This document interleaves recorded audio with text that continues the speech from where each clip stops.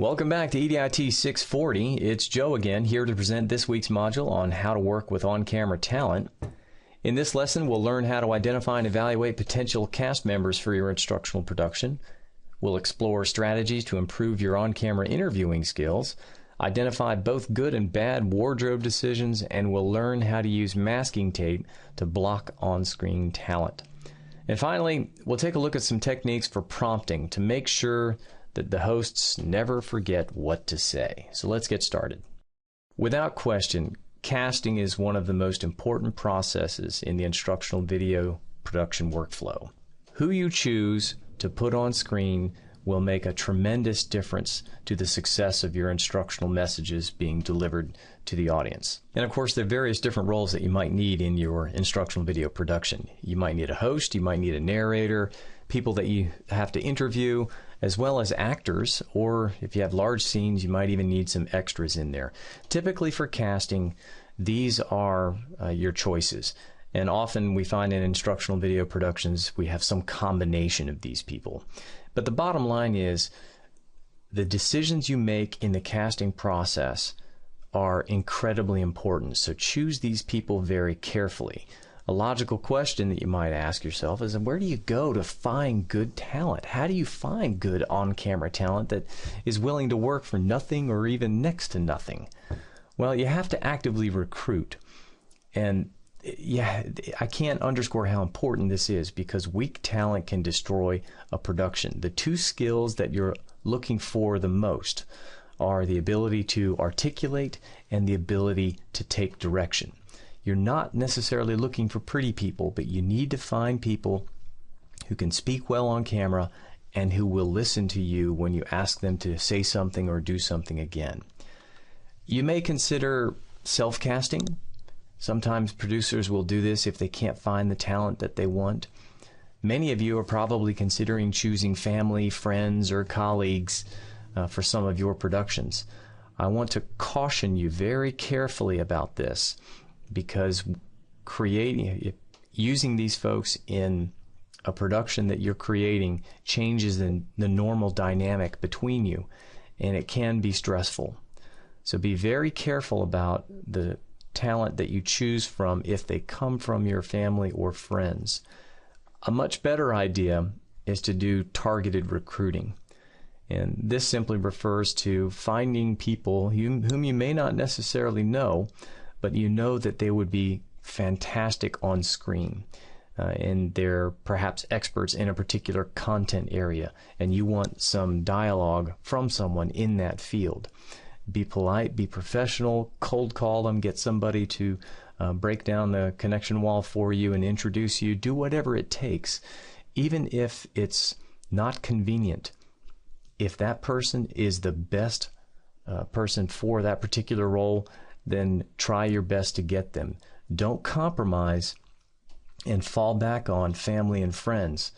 Because again, it may create significant stress in your relationship, and they may not be that good. They may not be as good as they think they are. And again, all of this creates stress that you don't want to deal with. So if you know of somebody and you think they're really good, then go after them. Probably the worst case scenario for us anyway, just given the constraints of this, working within a semesterly time frame here, is to do an open call. That's going to require a lot more time than you probably have. But just know that this is how Hollywood obviously does it, as well as a lot of independent producers. They'll post an open call, and they'll post it near universities that have cinema or theater major programs in the hope of getting wannabe thespians who would like to get some type of credential on their resume. So this is especially important for productions that involve acting.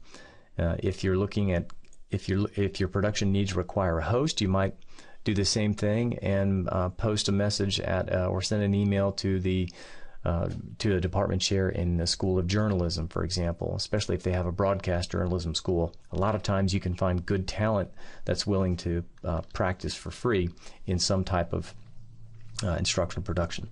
Anyway, so those are some typical recruitment options. Let's talk about auditioning now. Auditioning is especially important when your production uses hosts, narrators, or actors. It's not always practical, but if it's possible, bring them in or go to them and have them do a simple script reading. See how they sound on camera, see how their inflection is, see how their cadence is. Do they sound the way you want them to sound for your type of production? It might even be possible to bring them in for a screen test or take your camera to them and actually shoot a segment where they simply talk to you. Maybe you're just talking to each other about whatever. It's a casual interview, in other words. Or it could be of them actually reading a script. Your choice. But the point is, get some footage of them if it's possible so that you can make a more informed decision, because once you cast your talent, you're stuck with them. It'll cost you too much time and effort to have to recast and reshoot this. So make sure you go to the extra effort to get the cast that you need. It's it's definitely important that you understand that for as far as compensation is concerned, you're more than likely going to have to get people to work for free. And that's one of the reasons we tend to lean on our friends and family. And even though we've already said that that's not always an advisable practice, sometimes you get what you pay for. What I want you to understand, though, is how important it is, no matter whom you use, to get some type of contract written up or some type of simple release form where they acknowledge that you're using their image and it's okay. It could be a simple 2-sentence document you write up in Microsoft Word. You can Google release forms on the internet. There are a million of them available that you can use for templates, but all you really need is, at the very least, is permission from them to use their image in this particular project. It really doesn't cause problems for instructional video producers until they try to monetize.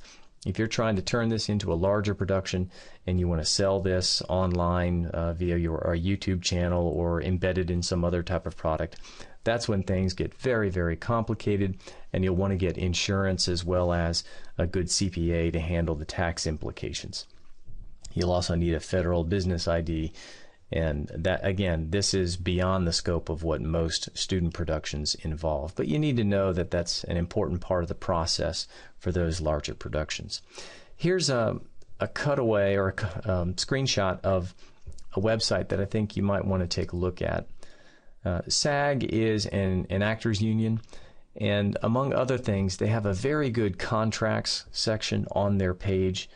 You might want to take a look at that so that you can make sure that your talent is getting what they deserve. And again, keep in mind the scope of this is much larger than anything that typically involves instructional productions. But if you want to see how Hollywood does it, go to the SAG website and take a look at their contracts section. Let's talk about interviewing. Interviewing is a very common structure that we see in instructional video productions. And one of the most important first steps in that process to get good content, to get a good interview, is to make sure your subject is well prepared. And typically, this involves lots of things. First of all, you need to know the topic so that you can converse with them. You need to know the interviewee, know whatever is relevant about their background, especially if you need to refer to it as a way to prompt them to discuss. And more importantly, you need to allow them to review the questions in advance. Don't allow them to answer the questions on camera. Simply have them look at them and read through them and think about them in advance. How far in advance? That's going to depend, but it wouldn't be unusual to have them see the questions the night before or an hour before. 30 seconds before production is probably not going to get you too far, although some people like to do that because they feel like the answers are more authentic. That may be more typical in documentary or Hollywood-style productions, or news journalism productions. But for instructional productions, we want more predictable behavior out of our interviewees. So I see usually nothing wrong with the subjects having the questions the night before or several days before, just so that they're well prepared. What you don't want to encourage them to do is to write out a script that they're trying to memorize, and then they get upset when they forget their lines, etc. It's not a dramatic event here. It's not a play where they have to remember every single line. But having them be familiar with the kind of content that you want them to talk about on camera is absolutely essential. So make sure you review those in advance. You should begin every interview with one simple goal: put them at ease. Allow the subject to relax. And typically a great way to do that is to start off with simple small talk. Ask them how their day was, ask them about their relevant background, anything that will just get them talking. And once they start talking, you let them continue talking. And this is really, really important. You want to ask open-ended questions. Don't ask yes or no questions because you'll get very short responses. When you ask questions that are open-ended, beginning with the word how or why, then the subjects tend to talk a little bit longer, a little bit more elaborately, and hopefully you get those good sound bites that you want to use in your production. Absolutely learn the value of nodding your head. There is perhaps no greater skill than an interviewer can have than to know when to nod your head in affirmation, not necessarily indicating that you agree with them, but what you're really sending to them is an implicit message that says, hey, I appreciate what you're saying. Please continue talking. So please remember to nod your head while they're answering your questions. Coach them in advance to use complete sentences. And this is only important if you as the interviewer or whoever is the interviewer is not going to be in the production. In other words, their dialogue gets edited out. If it's just the subject dialogue, which is typically the case, then ask the subject to respond in complete sentences. And this will allow for easier editing when you try to stitch together different pieces from one longer interview. Tell them to ignore the camera. And this can be easier said than done, but one of the simplest ways to accomplish this is to put the camera far away from them and then zoom in, far away meaning at least 7-8 feet, preferably farther, and then just use the zoom control to zoom in so that they're looking at you and not at the camera. The camera needs to be near you, unfortunately, but you need to coach them to forget about it and to look at you. And this is a little bit more common in multicam environments. But the trick here is to try to get them to talk without really remembering that, oh, they are on camera, and you're simply trying to generate a discussion. It's important to understand how takes are managed in an instructional video interview. There really aren't takes. Nobody looks at the camera and yells cut. There's no director that gets upset and wants them to redo it. They simply keep the camera rolling while the interview continues.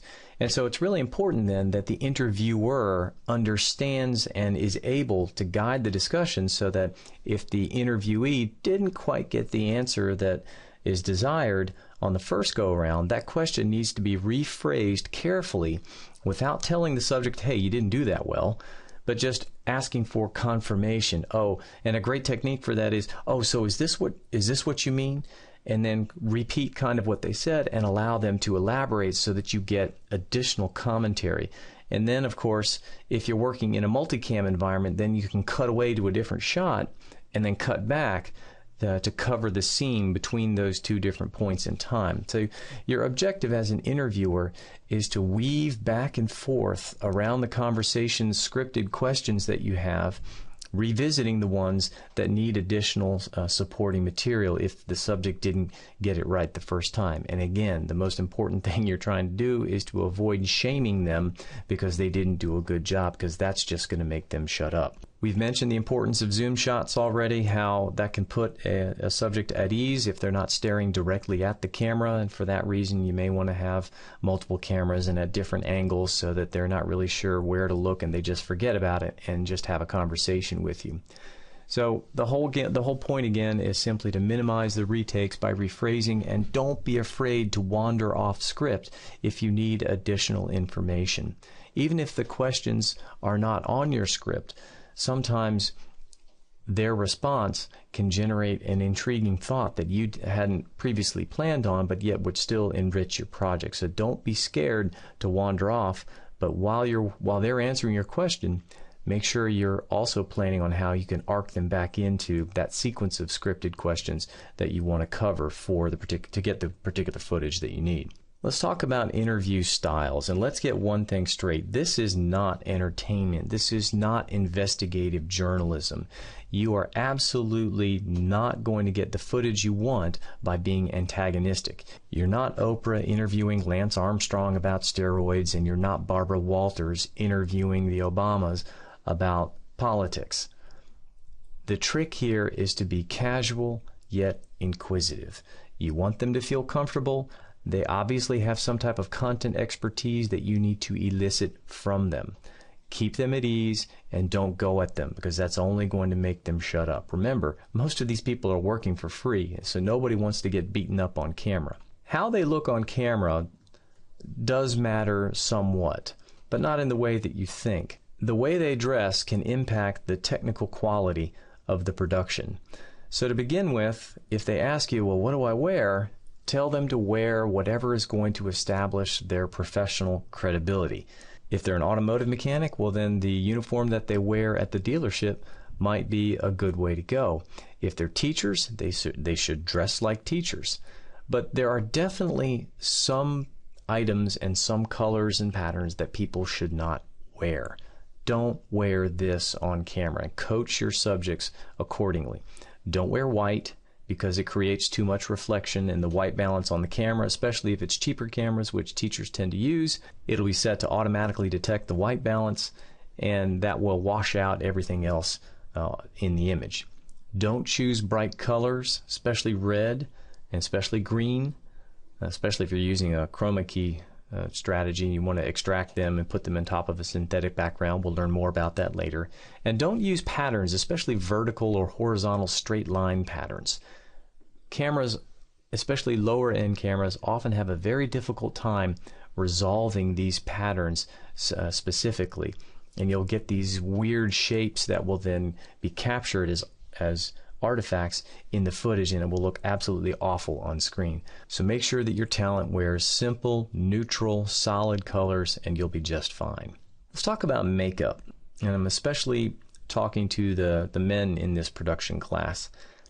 We don't normally think of makeup when we think of videography, but it's absolutely essential. And anyone who has ever worked in a theatrical production knows that makeup is really important for interacting with the lights, and the same thing is true with an interview segment. Fortunately, the only real makeup that is essential for our lower budget types of productions are neutral powder, and the only times we really want to use these are when the lights are creating strong reflections on the surface of the skin of your subject. When that happens, have some of this powder ready with a brush and dab them a little bit so that it will flatten out that reflectivity. That alone will simplify this and reduce the risk of you getting the shine that can be so distracting, especially if it's hot, especially if you're using lights that put off a lot of heat and your subject starts sweating. This powder is really, really important.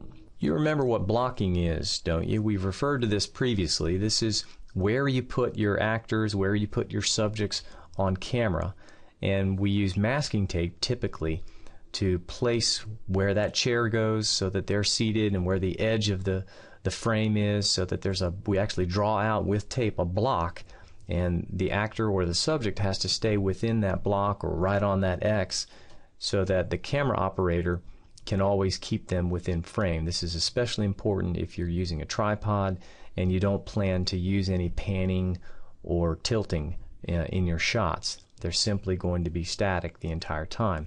So make sure you block out where you want your subjects, where you want your interviewer. The interviewer doesn't need to be blocked, but they need to stay fixed so that the subject doesn't follow them with their eyes or with their body. Often it's helpful to use a stand-in to help calibrate this ahead of time. A stand-in is simply anybody in your crew who could sit in the chair to make sure that this is the appropriate frame that you want. This just facilitates the composition efforts when the subject or when the talent actually shows up. For those of you working with hosts in your production, it's important to understand that there are a lot of really neat ways you can keep your host ready to talk so that they never forget what comes out of their mouth next. Everybody knows what a teleprompter is, but you may not really understand how they work. They're pretty cool these days. What it is a shaded hood like you have here with a mirror-like surface through which the camera actually shoots. In this shot right here, there's a camera behind that's pointing directly through this surface. It's kind of like a two-way mirror, and it reflects the image of the prompter, which in this case is nothing more than a tablet computer, such as an iPad. And there are lots of different prompting apps that you can find available online that will work with many different kinds of devices. The shading device and the mirror device obviously are an added expense.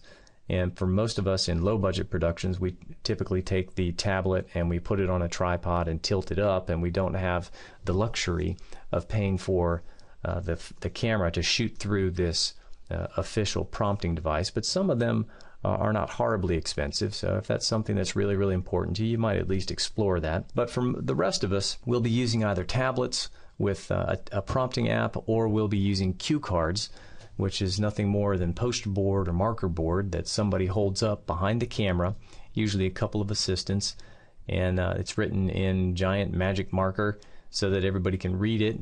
Most of us don't have access to a large format printer, and so we handwrite this stuff, and the assistants hopefully keep pace with the on-camera host so that whatever it is that they need to say next is always appropriately positioned. What you do with the camera in a prompting scenario is really important. As we said before, the new prompters have the camera behind and shoot through this two-way mirror-like surface. But with cue cards, it's important that they're always positioned behind and just to the side or just above, depending on the viewfinder with your camera. It's important that they're positioned this way, obviously, so that when the subject is looking at the cue card, the camera captures them under the illusion that they're actually looking straight at the camera. And here's a really important tip. The farther away you place the camera and the tighter you zoom in, the more realistic this effect is. Everybody has used a webcam before and noticed how when they look at their screen and then look up at their webcam, their eyes are pointing at different directions, and it's very obvious and very distracting to the people you're video conferencing with. The way you get around this, again, is to put the camera away from the subject 8 to 10 feet or more, and then use the camera's zoom controls to create this illusion that they're talking right at the camera when in reality they're looking at the prompter. So that concludes this lesson on working with talent. The homework assignment for this module will give you an opportunity to practice some of these skills. Good luck, and I'll see you here next time.